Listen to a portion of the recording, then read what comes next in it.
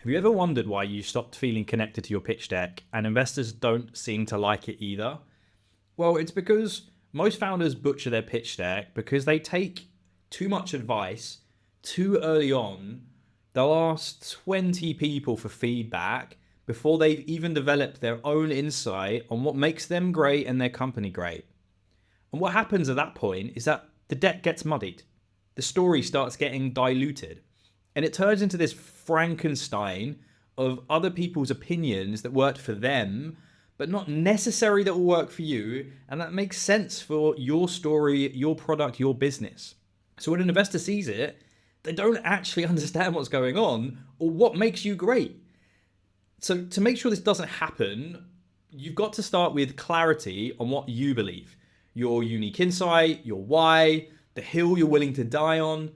That's fundamentally what makes investors remember you and the core part of building any pitch deck, any business. Because if you can't really articulate your insight before you start touching your slides, you've already lost.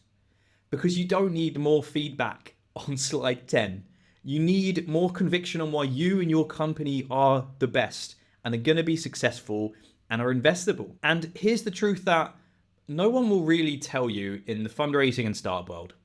You are the expert. No one outside your company understands your customers like you do. Not your advisors, not investors, not mentors, not me. No one understands as much as you do. And as soon as you start taking too much of their advice, you lose the conviction of what you're doing. So before you worry about the pitch deck, figure out what you believe that the rest of the world doesn't and stand on it. That's your edge. That's what will make you speak with conviction. And that's what will make investors love your pitch deck. So if you build your insight first, the deck writes itself. But if you don't, no amount of feedback will save you.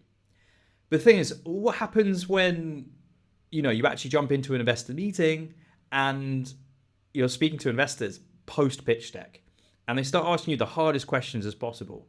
Well, why don't you check out this next video here that goes through the exact framework to build out an investor question.